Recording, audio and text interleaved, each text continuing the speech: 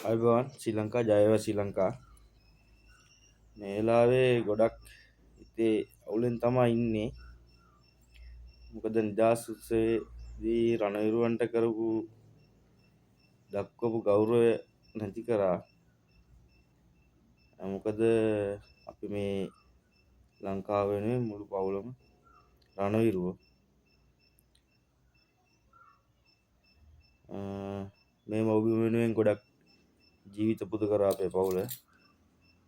මේවට හම්බෙච්ච සම්මාන මගේ තාත්තා මේ ජීවිතේ පොද්ද කරලා ජීවිතේම පූජා කරලා හම්බෙච්ච පදක්කම් මේවා.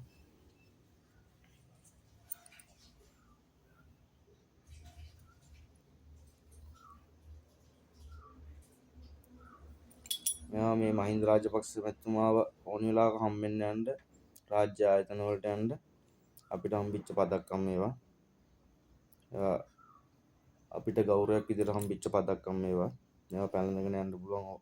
ඔහු ඕන වෙලාවක හම්බ වෙන්න පුළුවන්. ඒ වගේ හම්බෙච්ච පදක්කම්.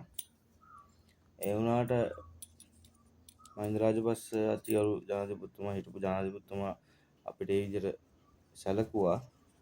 ඒ වුණාට අපේ තාත්තා අපේ පවුලේ සියලු දෙනාම මේ ජීවිත පූජා කරලා ශ්‍රමය පූජා කරලා වටිනා කාලය දීලා මේ රටට ගෙන ආපු සාමය කිසිම අගයක් නැතුව නිකම්ම සෙබලෙක් කරා. මගේ තාත්තා රණවිරුවෙක්. එයා සෙබලෙක් තමා. සෙබලෙක් වුණාට එයා රණවිරුවෙක්. නිකම්ම සෙබලෙක් නෙවෙයි. එහෙම වුණා නම් මේ වගේ සම්මාන හම්බෙන්නේ නැහැ. මෙච්චර සම්මාන ඉතුරු. මම කුඩා කාලේ ඉඳලා මට ආදරේ නැති වුණා තාත්තගේ. ඒ මොකද මේ රට වෙනුවෙන් එයා ජීවිතේ පූජා කරා. ඒ කරලත් දැන් තියෙන රණවිරුවන්ට තියෙන ගෞරවය මොකද්ද? කිසිම නැහැ. කිසිම ගෞරවයක් නැහැ. නිකම් සෙබලෙක් කරලා තියෙනවා.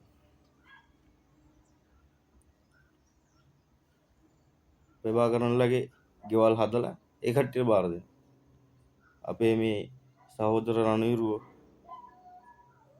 ජීවිත පූජා කරලා නිදා ගන්න කණ්ඩ නැතුව හැමදේම කරලා මේ බේරගත්ත රට නිකම්ම දෙන්න යන්නේ මට පේන්නේ. අපේ තාත්තා කියලා දිනා නැති වෙන්න ඉස්සෙල්ලා ඔළුව අත ගාලා මගේ පුතේ මම කවදා හරි දවසක සිංහ කොඩිය මගේ පිණි පෙට්ටිය දාලා තමයි මම මගේ අවසන් ගමන යන්නේ. එහෙම කියලා තියෙනවා. හොඳට හිතට හයියෙන් තට්ටු කරලා මට කියලා තියෙනවා. එහෙම ගියපු කෙනාට අද කිසිම ගෞරවයක් නැහැ. මේකයි රට.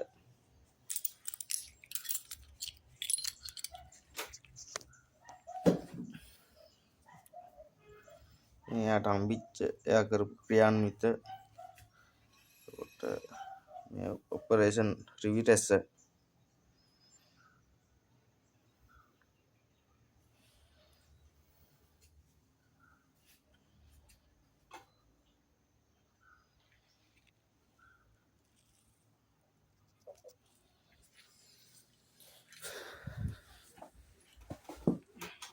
හැබැයි මේ විදිහට යනකොට නම් වැඩි කාලයක් යන්න ඉස්සෙල්ලා නැවත මේ ආණ්ඩුව පෙරලෙයි කියලා මට හිතෙනවා.